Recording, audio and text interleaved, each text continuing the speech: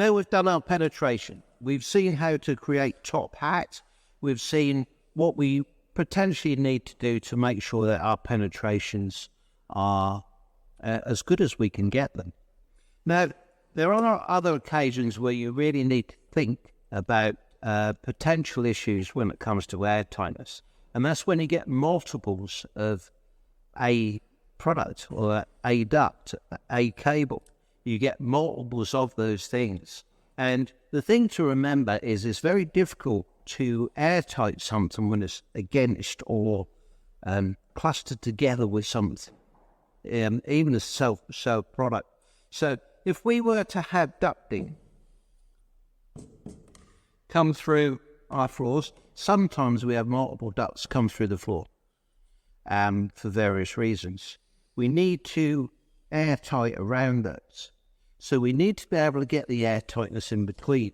So if we bring ducts through the floor, this is just an example of potential things that you may need to deal with, is we don't have clusters, we separate. So here, it'd be very, very difficult to airtight. Even though it'd look airtight, there's a gap in between we can't seal, or it's very difficult to seal. So therefore, we separate. When we bring stuff through, we separate. We can actually cut the membrane. When the membrane goes down on the floor, we cut holes. We can then produce individual top hats that just sit on top, and we can tape all the way around the bottom. And when we're ready, we can tape around the top. So when it comes to ducts, multiple ducting, always keep them separate so we can airtight in between. The better the gap, the easier it is to airtight. Try not to bring multiples through together. Same with cables. I've done many developments over the years where we've had to bring lots of cables through the walls because we have solar panels, PV panels. We have air source cables going through. We have air source pipes going through, outside gates, lights, TV areas. There could be potentially lots of cables going through the wall. We do not like lots of penetrations. What we do is we try and bring those cables through one penetration. For example, we've got a number of cables to bring through in one place. If we were to put a duct, regardless of size, through a wall, and we would treat that the same as we would the larger ducting. When we bring our cables through, because the cables are like the pipes and other ducts, once you bunch them together, you cannot get an airtightness in between. What this is actually doing is actually forming little straws in between. Even this flat cable, when it's together, will always form little holes. The air is just going to pass through that. So if we bring it through one position, we can separate those. We can do this with multiple cables, don't just have to be 4. And then I foam those cables so they're separate.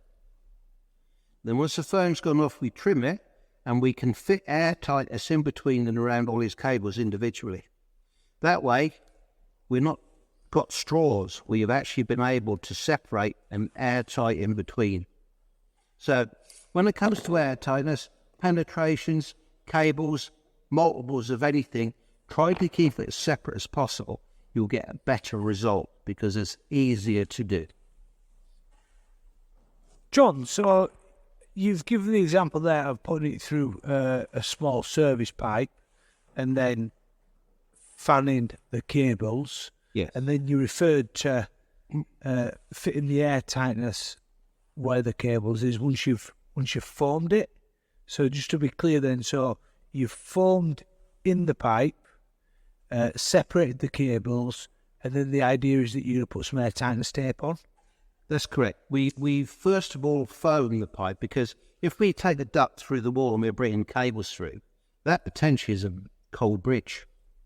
And we can't reach in there with lots of insulation. So what we tend to do is fill it full of foam that seals all around all the cables. And then when we separate the cables and we fill it, it holds the cables or whatever's in there separate.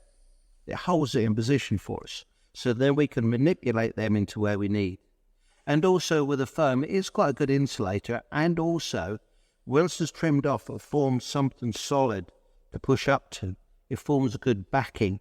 Because when using this tape, as good as it is, it's really nice to have something solid to push that up to.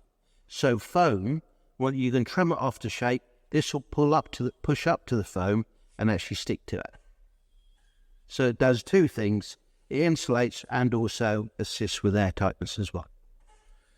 Got you. And we are going to go into discuss a little bit more air tightness products and the merits and, shall we say, the misconceptions of maybe some people having ideas that certain products are airtight and certain products are not airtight. Just going into that a bit more detail in our lesson. But what you're saying is you're using the foam to get a backing to put the air tightness product on. Yeah, we use the foam as a backing, as an insulated backing, to put the air tightness over. I never rely on expander foam of any description, even if it's an airtight foam, as an air tightness. I always use it just as an insulated backing and put a tape over the top. Great stuff.